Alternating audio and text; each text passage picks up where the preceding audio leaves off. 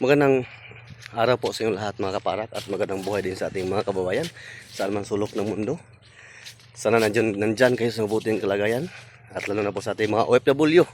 Sana kumusta mo tanan. At yan po mga kaparak ay dumating na din ating in-order nga materialis para po dagdag dito sa pinagawa ni Sir Paul dito sa sa Pispanya at saka sa reservoir po. Nandito dumating na. At samahan nyo ako. Let's go! At yung kanila ay hollow blocks. Ito na po ang hollow block. Bus! Puntahan natin. At ito pa sila.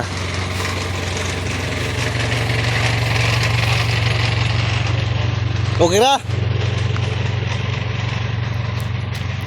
Basta-basta niya akong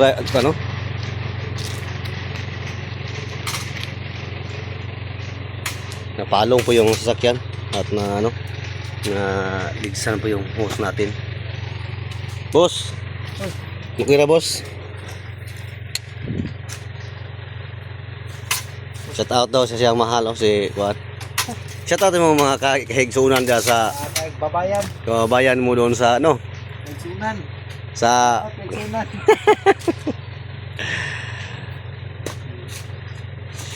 palong. Aman ni drop down. Dira lang utang na. Ay hakuto na ron. Wala na mga bisya.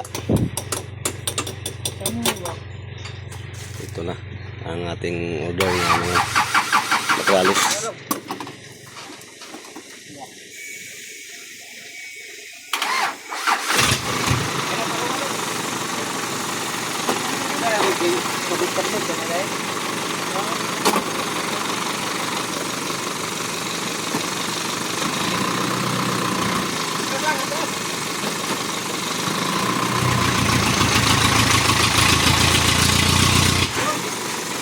Okay.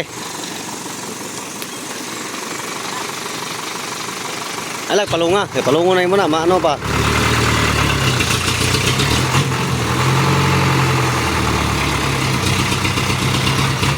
Kina na. Para di kay layo ba sa paghakot. Ayan patyan. Ayan bro. Wait, patyan no dito.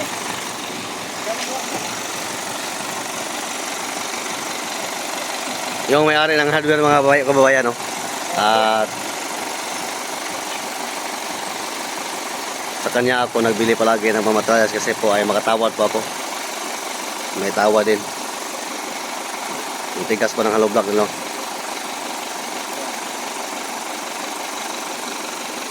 $300 di ka bok? Dagdag mo sa gatos gapon.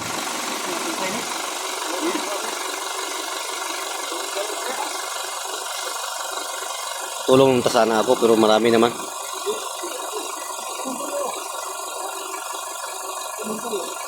Itsa po na si Kuan si guys ko na ni Kuan. Ito kabigyan ko po yung naka-sombrero mga kababayan. Kapit isa lang po kami ng barangay na tinitirahan po. Niluya po sila, magkapit bahay po sila na yung idol natin.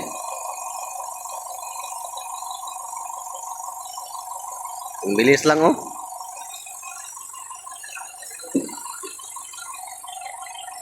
Hindi na lang ako tutulong kasi yung na araw na to ay ako ang maghakot nito patungo doon sa area para. At ngayon po mga kabayan natapos na po pahabwa ang ating hollow blocks. Ito, ngayon po ay yun namang bakal natin at saka simento ang ilang i-discarga po mga kabayan. Basta kayo yung balas.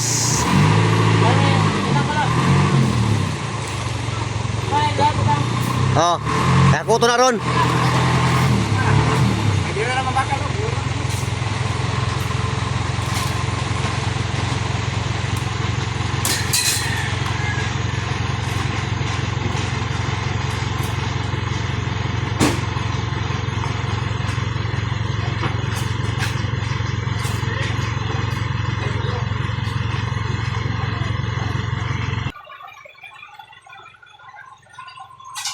Yun. At yun. Binababa na nila po yung ano nila. Yung simento. Ano po to mga kabayan? 25 sack po itong simento na binili natin. Kaya kahapon ay na-deliver nila ang 10 pieces. Ngayon mayroon natira po mga 15. Pahakot natin ngayon mga kabayan para baka umulan kasi yung tingnan natin yung kalangitan, no? Makulimlim na. At hakutin natin na ngayon. Ngayon natin hakutin na lahat. Yung unahin muna natin yung simento para hindi mabasa sa ulan.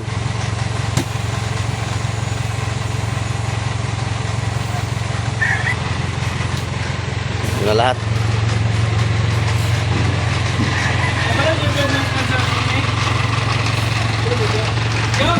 Ay, sa balon. Balon siguro.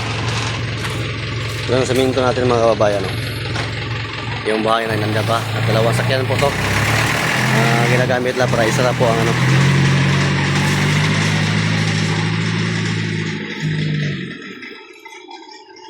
Doon sa unahan natin ipalagay yung balas para paghakot ay madali lang. Kasi dito may mabakingan sila.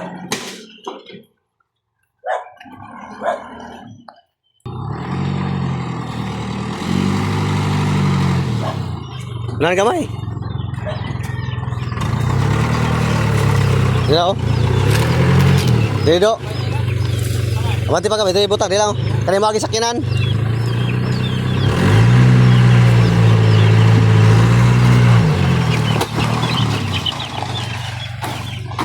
Kasi pa gamay.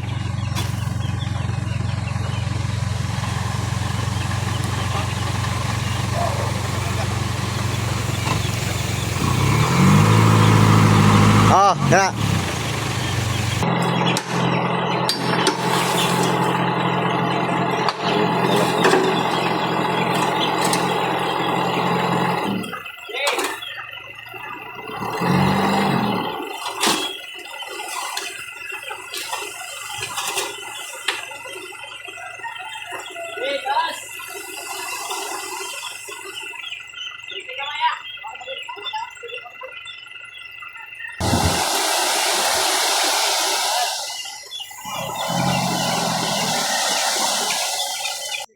At ngayon mga kababayan ay maghakot na po ako ng simento. Para po, kasi yung kalangitan ay malapit nang umuulan. Baka mabasa dito sa labas at madala natin doon sa Pispan Sipol sa lagyan po nating simento mga kapapara. At dalawa kami ngayon ni Papa JJ. Kapatid po ni Jelo yan. Ito. Maglakad muna kami patungo sa simento natin dito ilagay. Sila ng bakal. Tandahan mga kaparat ay para matapos yun. Matapos to ron. At dalawa man kami naghakot. 15 bags na lang to. Dalawa kami, may makabiyahe kami ng ano. Pila kabalikan pa ang atong mo pa ikaw upat ni mapang. At piniro pa.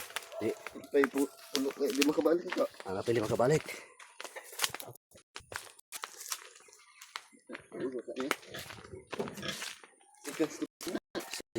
Sabi pa ni Papa JJ.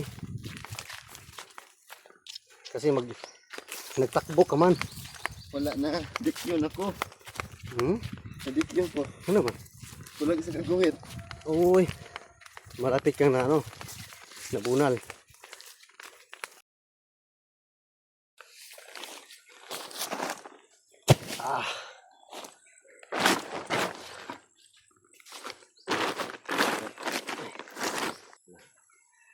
Ito pala ang pispan, update to sa pispan mga kababayan. Nilagyan ko pa na muna yung trapal kahapon kasi umuulan. At ngayon ay natin ang buksan. Kasi matigas na yan. Nakpan ng kagabi. Ay. Baka moss out, baka malakas ang ulan kahapon dito. Ngayon mayroon na pong uwan na paparating.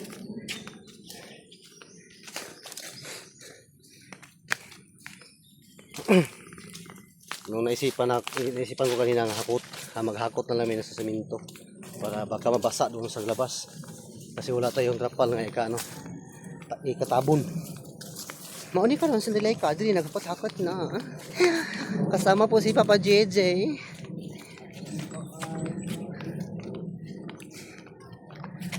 Pagkabalik kami taglima, okay ra. Papa JJ, ikaw na. Mabuti nila mga kababayan kasi kayo na nakita ko siya. Sabi ko siya mayroon ka bang gawa ngayon? Sabi niya sa akin ay wala daw. Tulungan mo ako maghakot ng simento. Baka maabutan tayo ng ulan. At mabuti na lang ay pumayag siya. At ito tinulungan niya ako.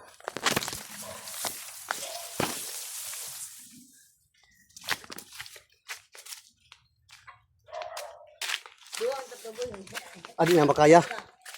Sa isa lang. Kasi pag dalawa yung ating pasanin mga kaparak-parak, baka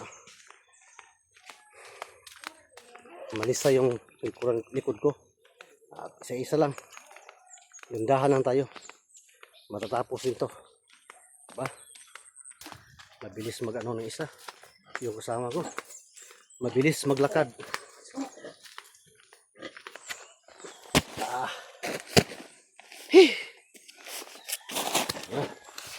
Balik agad. Chill lang. Sa tag-ulan, no? Malapit nang mayroon ng ulan na paparating mga kababayan. At bilis tayo maglakad. Sa ngayon, ang unahin namin ni Papa JJ yung simento muna. Bukas na po yung buhangin. Sila Papa Memes, Papa Jilo, JJ yung maghakot nun. At kami na po ang magsaking.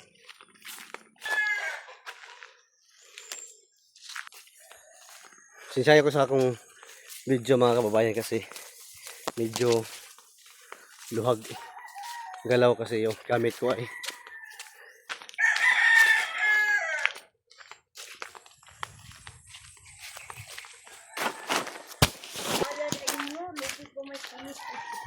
yahay din kanya akong kasama ngayon.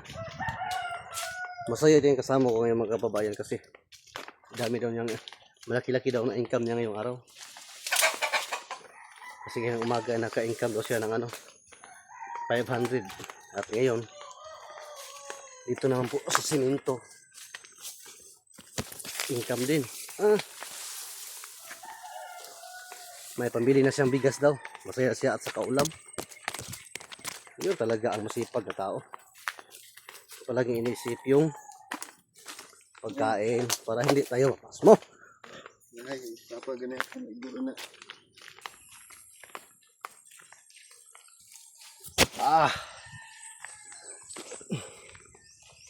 Tapos na po mga kapaarak paghakot ng simento.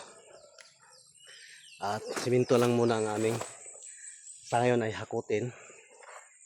Bukas naman pong iba yung buhangin at saka hollow blocks. Dahil po ay mayroon ng ulan nga paparating. Baka mabutan kami at mabasa sa ulan. Baka magkalagda tayo. Hindi na tayo makapatuloy sa pagtrabaho. At ito po yung pispan dito. Yun. Ang kulang nito ay ano na lang po mga kaparak. Bayan yung rastring dyan nga wall at saka dito. Mga tapping. At yung tubig natin mapasok na. Ang gagawin namin, yung mga materials na in-order ko para doon sa intake. Ay doon sa receiver na ipagawa ni Sir Paul. Para supply dito at dami pang supplyan. Hindi ko pa masabi kung ano pa ang ipagawa niya dito sa lupa na to nga nabili niya. Kaya sabi niya sa akin yung Monday kung pumunta ako ng PB House, yun ang pinag-usapan namin yung kung ano ang ipapagawa pa niya dito nga pwede ipagawa. At ang unahin ko na muna yung reservoir doon banda sa unahan. Yun doon sa unahan. May puno ng niyog. Yun na puno. Yun ang niyog na yan. Ayan. diyan ako magtayo ng reservoir para supply po. Galing po sa poles, yung tubig na ating kinuha, diyan pasok, tapos supply na po dito sa pispan. At mag-supply po dito sa i-house po ang gagawin natin dito para matirahan po. Kasi tinakpan namin ng trapal kahapon mga kaparak biglang umuulan. At yun, yan namin ginagawa kahapon para hindi naman siya magbutas-butas sa ulan. Okay, yun na pong update dito sa Pispan ni Sir Paul mga kaparak.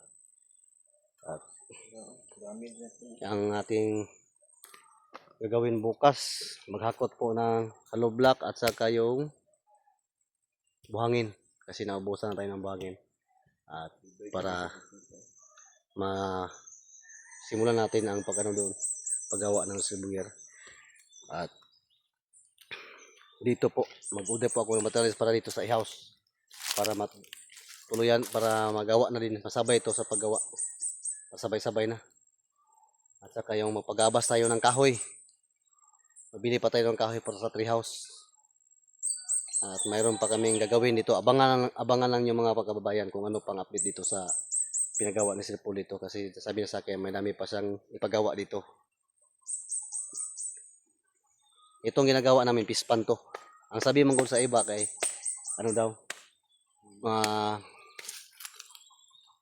swimming pool po dito, swimming pool mga kababayan. At sa lahat po nagtatanong at nagsabi po sa akin nga bakit daw nilagyan kong flooring yung pispan, kay wala daw oxygen ang mga tilapia. Sa akin lang po mga kababayan, hindi naman ako espekto sa pispan. At sumusunod lang po ako sa utos ni Sir Paul kasi siya ang nakaalam kung ano to o ano tong pinagawa niya dito. Ang sabi niya sa akin, pailan ng hollow block at saka bulagyan ng flooring. Yun, sinunod kong utos niya kasi siya naman ang siya may mga ari dito at siya yung mong busing ko, si Sir Paul. At kung kahit anong sinasabi ni Sir Paul sa akin ay sumusunod ako mga kababayan. At kaya hindi natin alam kung pagkatapos sa tilapia o ano ba, basin gawin niya swimming pool o anong purpose nito, bakit may flooring siya. At hindi ko po alam kung ano to talaga. So, okay naman tong nagsabi nga baka mamatay yung tilapia, at pasalamat ako nga concern kayo sa pinagawa dito si Paul nga pispan. Kung pispan pa to o ano ba to. So, sabi niya sa akin ay lagyan namin ng tilapia. So, iwan ko kasi hindi natin alam kung anong nasa isip ni Sir Paul. At abangan lang natin mga kababayan kung anong update ito pagkatapos yung ipinagawa niya dito. Pagkatapos ito, kung ano ang mapasok dito, tilapia ba o mga tao ba na maligo dito. Abang-abang na lang. At yun, thank you kayo sa inyong pagsuporta sa akin mga kababayan, sa inyong walang sawang pagsuporta kanday like at napapasalamat ako ulit sa walang sawang pagpasalamat ko sa inyong lahat, lalo sa inyong pagsuporta sa buong PB team, kang Boss Peter, at higit sa lahat mga kababayan sa inyong walang sawang pagsuporta po kang Sir Paul Pugong Bahero. Maraming salamat po sa inyong lahat. At amping mo palagi sa bawat isa. And God bless you all. Bye-bye.